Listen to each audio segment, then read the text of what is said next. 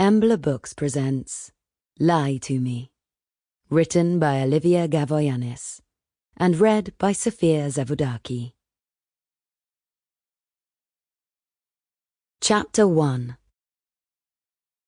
The boat arrived at Ichumenitsa with a jolt, toppling the passengers at the front and creating a ripple effect that spread quickly through the hold. Robert and I lunged for the railing and managed to get there just in time to keep ourselves upright. But there was a flash of white as Vivienne teetered over to make a soft landing on her holdall. I waited a moment to check that she wasn't hurt, and as soon as Robert stooped to pull her up, I took my chance. Not looking back, I skirted around the edge of the confusion and scuttled up the dented metal stairs. My heels were raw where I'd been pacing around the deck in my ill-fitting shoes, but I barely registered the shooting pain as I pumped my arms and legs, blood pounding and crashing in my ears. I'd been planning this moment for the whole journey, and I couldn't afford to let my nerves get the better of me now. The passengers on the upper deck were so tightly packed that nobody seemed to have gained enough momentum to hurt themselves in the fall, but a group of Greek traders were shouting and gesturing wildly at the captain, their bags of fruit and vegetables swinging on their arms. I tried to push my way to the front, but I was penned in, and I hugged my handbag close to my chest to stop it being jostled to and fro by jabbing elbows. Unable to bear the din anymore, I hauled myself onto a ledge to get a better view and scanned the dusty walkway below. The riot of local activity more than made up for the lack of holidaymakers. Forlorn donkeys laden with bulbous sacks were being led around a fleet of battered vans, and the cigarette smoke rising up from the men waiting to board mingled unpleasantly with the odour of the fishermen's crates stacked on the dock. Shielding my eyes, I scoured the crowd until I found what I was looking for, a group of policemen standing in the shadow of the boat. I had spent so much of the journey worrying about this moment that it felt almost inevitable that they were there, looking up intently at the deck as if searching for me in the crowd. I ducked down and watched for a few moments to assess my options, and when one of them stepped out of the shadow to greet a trader, I saw the glint of a gun at his belt.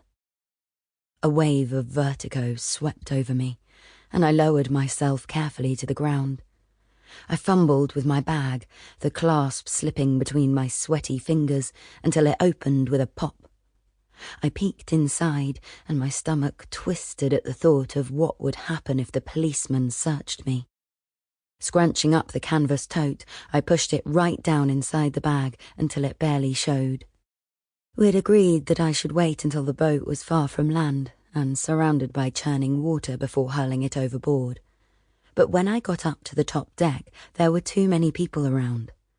My only option was to place it on the side and nudge it off, but I was paralysed by the thought of the breeze catching it, forcing me to watch helplessly as it fluttered back onto the deck below.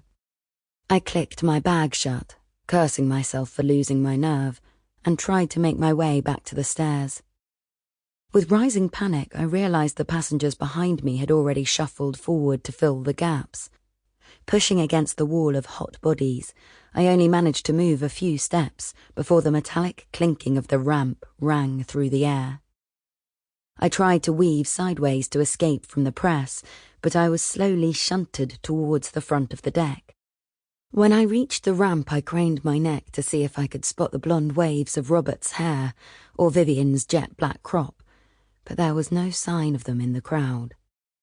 The midday sun needled my skin as I stepped out from the shade of the boat, and I felt itchy with the thought of the policeman watching me.